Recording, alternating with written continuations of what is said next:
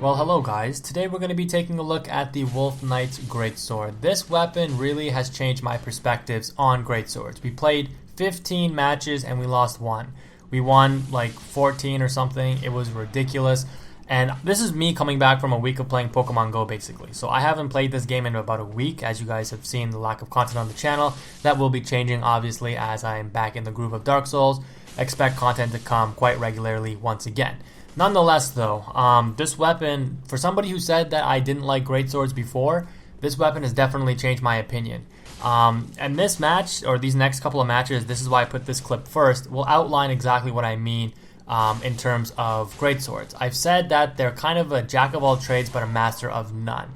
As you can see with this guy, he was using the spear. We were out damaging him. He knew he couldn't contest us, so he switched to a straight sword.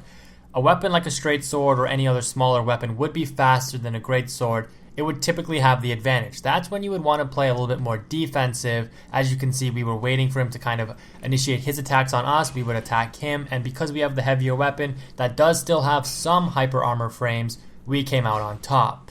Now, in the other side of the spectrum against ultra weapons, this clip right here showcasing this, you're going to be out damaged and out hyper armored or out traded when you attempt to go in for attacks. So how do you want to approach somebody using an ultra weapon? Well, you can play more aggressive. As you can see here, we're rushing the opponent down a little bit more and we're waiting for him to attack, and then we're going to react to his attack. It's very easy to dodge heavy weapons for the most part.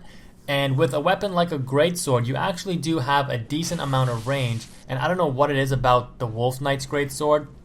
It seems to be my favorite greatsword yet. I mean, I keep saying that about every greatsword I use. So, I mean, I don't know why I keep calling greatswords bad. They must be at least decent in this game. I mean, it started off with the Black Knight greatsword, then the Hollow Slayer greatsword, and then the Twin Prince's greatsword, and now the Wolf Knight's greatsword.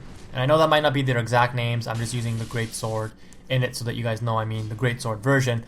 But, yeah, I mean, increasingly, every greatsword I use, I keep thinking, like, is this the best greatsword? Like, it's so good. And, I mean, it's just, why would I keep shitting on greatswords? I don't know. I mean, they've definitely proven to earn their place among the competitive weapons, in my opinion. Now, that's not to say they're just an automatic winning weapon. It still has its bad matchups. I think personally, katanas and spears to some degree, maybe even glaives can beat it.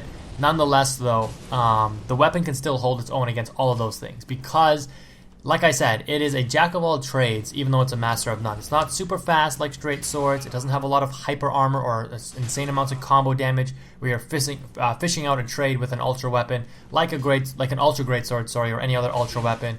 However, you can use the medium speed and the medium amount of hyper armor to your advantage to counteract a lot of things. Like I mentioned in these other videos, this weapon is really, really good at countering rushdown. And it's really good at spacing out your opponent. I mean, it does have that kind of vertical two-handed R1 attacking arc, and I mentioned this in my curved greatsword videos, where the curved greatsword does have a slight advantage in terms of its kind of diagonally slashing R1 when two-handed, whereas greatswords don't. Nonetheless, though, I mean, you're going to be playing a little bit more patient with a greatsword in order to fish out your hits. Now, this fight club right here, I start off a little weak. This was technically the first match that I played with this weapon. I just included the other fight club first, just so I can show you guys some of the main points I wanted to make. Now, you can see here, this guy's using the Twin Prince's greatsword, but the damage he does is very, very minimal compared to the damage we do. He's hit us about 4 or 5 times. We've hit him twice, and the life lead is very, very slim on his part. He makes a critical error after I hit him there with the running R1, which with this weapon is also really good. He decides to switch to the Farron Greatsword. Now, I mean, I know a lot of people hate this weapon and think it's really cheap for some reason. It's actually not. It's very, very, very easy to beat. You can virtually never get hit with this weapon if you know how to space it out correctly. I've mentioned this so many times across many other videos.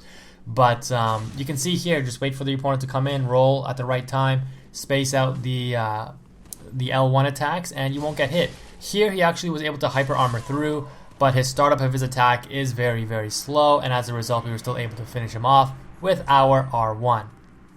Now, just going back to one point I made briefly earlier, the running R1 with the great swords can be very, very good. Now, I didn't really utilize it too much in this montage. I don't even think I used it once maybe, I don't know. But when I made my Dragon Slayer Spear video, I mentioned that I fought a Greatsword where, I did actually fight it. It was in the video.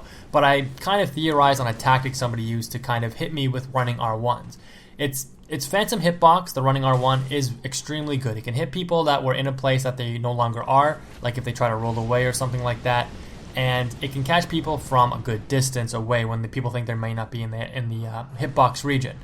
The reason for that, I think, or the reason you can kind of trick your opponent, is if you actually unlock off of your opponent and kind of like run in their direction, but at the last kind of couple seconds of approaching your opponent, you maybe angle your camera so that you go away, but don't get out of the screen, or don't let your opponent get out of your attacking screen or window, and then lock onto them and press R1. And as a result of that, your character will readjust automatically to run into with that giant circular 360 motion covering swing, and your opponent will naturally track back to your opponent.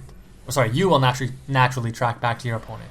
I hope that makes sense. I'm sorry if it doesn't, but unlock off of your opponent, run towards them at the last second, kind of run away from them, turn your camera angle a little bit to the side of them so it looks like you're running away, and then press the R1 while locking onto your opponent, and your attack will actually track back to your opponent and catch them, usually with insane amounts of phantom hitbox range, because your opponent may not want to roll or think they can kind of counter you as you're running towards them. But again, you turn at the last second to run away. Hopefully you time it correctly so that you're not in their hitbox. But it is something that somebody hit me with quite a few times where it looked like he was kind of running away from me, which means that he couldn't really be locked onto me, right? Because you don't have free roam of your camera when you're locked on. And then he would kind of come back in towards me and hit me, and it would trick me. I think he got me twice or 3 times with it, and it was really, really effective. And I was like, damn, I definitely want to try that because it could make Greatswords a lot more viable than they are. So if anybody else wants to try that method, go ahead and let me know the results. But here you can just see the sheer amount of combo damage. This clip, it just takes 2 combos and this guy was just dropped so quickly. Absolutely insane. With dealing around, I guess, 650 to almost 850 points of damage sometimes, this weapon, it usually will only take 2 combos and maybe 1 stray hit to kill somebody. As somebody with 1800 HP, which is generally the meta, as people like to call it, this weapon can definitely cut through that. And with a decent amount of hyper armor, you can usually contest pretty much anything that's not an ultra weapon. Glaives and this weapon generally trade off evenly. Glaives have a slight advantage due to their range, but they are easier to parry if you ask me, because they're a lot more easier to kind of time the parry on. Whereas Greatswords, you can really mix up the timing. Since it is just a straight vertical drop, it does come out a little bit slower, and it does usually mix up a lot of opponents. Here you can see again somebody who's being super aggressive, just whipping out those R1s to cover the space in front of you. Super, super effective. Now this guy wanted to run back. He's somebody who I fought before and was in one of my videos earlier. I think this is the guy that I actually made my curved greatsword video from. So he started off really strong, and I fought him a little earlier. I think 1 or 2 clips earlier. But he was using a painting guardian sword, so that doesn't mean he's a bad player or anything like that. He was using a weapon that's far inferior and much harder to win with. The only reason I included that clip was because he sent me a message when I was in the other fight, so I just wanted to kind of give that message some context. But here he fights me again. He hyper armors through 2 of my R1 attacks. That was the second time he hyper armored through. But our weapon just out-damaged his weapon. He technically got more hits on us, but the damage of this weapon just seems to be absolutely ridiculous. This match was, again, kind of funny. I was seemingly summoned into a gank, but I guess this guy just had 2 phantoms and a Seed of a Giant active for dueling? Whatever. I was like, alright, well, I'll just play this game and see how these phantoms fare. I was expecting to maybe get ganked mid-fight here, since he did have 2 phantoms with him, but it ended up going okay. Now, this guy using I think that's the Pontiff Ultra Greatsword, you're going to see just how easy it is to contest these Ultra Greatswords with a Greatsword. And this is something that I said that Greatswords would really suffer with in terms of winning out trades and hyper armor. But you can see here that I'm actually knocking him out of quite a few of his attacks. The Greatsword has really, really good roll punish range as well. You can see this guy hasn't even touched us yet, and we have him pretty much dead at this point.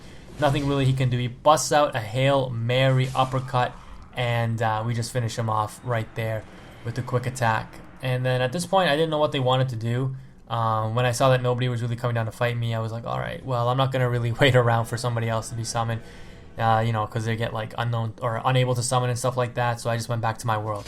Now we're coming into the final few clips, and just as a testament to how much I like this weapon, or how much this weapon changed my mind on greatswords. I usually only record till I get about 10 minutes worth of footage. I just kept going with this weapon. I just loved it. I just kept on wanting to play. And like I said, I only lost one match out of like 15 or something that I played. And the one match that I lost wasn't even the weapon's fault. It wasn't like I was being outclassed by a superior weapon. The player, you know, nothing to take away from him. He definitely punished me. I just got overzealous, and I tried to play a little bit too aggressive with this weapon. Try to pull off some really rush down kind of tactics, and it just didn't work out. The opponent hit me for a 2-hit combo. Did a lot more damage than I thought he was going to. And, you know, it was really hard to come back in the match after that. Just a few more mistakes and I was finished off. So, overall, you can see that this weapon, I mean, at this point, I'm just rushing this opponent down. All he's doing is running away from me, trying to catch me out with fireballs, which he did do to his credit, I guess. But I'm not really a fan. I don't really respect people who just want to kind of run away like this. And then just like kind of turn around and try to get a quick hit on you. So you can see here that I'm just kind of approaching him, and then once I see that he messed up, I'm going to quickly punish him. So I don't even bow to that guy. I just left after the match. This is the final match, again going up against an ultra weapon. This guy was a little bit better. He kind of understood the way to approach a greatsword and knew how to fish out the trades a little bit better. And with that kind of R2 attack, you have to be a little bit careful, because I do believe the tracking on it is quite good, or it was improved in some patches or something like that. But you're going to see just how good the tracking can be. So there I would have got hit if I didn't double roll. And then again, I think I have to triple roll away from another one that would have hit me if I didn't kind of keep on rolling. Overall though, I mean, this weapon, I would definitely recommend you give it a try. And there's the clip that I was talking about. It's definitely one of the more fun weapons to use. I keep saying with every greatsword that I use, like I mentioned earlier, it just seems like, oh, this greatsword is going to be the new best greatsword. But with the Wolf Knight greatsword, it really seems like this weapon hits hard. It has amazing range. It does great combo damage. Like I said, it hits hard. And I mean, look at that. It's just it's so satisfying. There's something really satisfying about comboing somebody with a greatsword. I have no idea why or what it is, but it's just an amazing weapon. Anyways, guys, I'm going to stop talking. Let me know what you think. Be happy. The Dark Souls content has returned to the channel. Pokemon Go won't be taking up as much of my life as it did before. So hopefully you enjoyed it, guys. Let me know what you think. As always, love you. Quantum is out.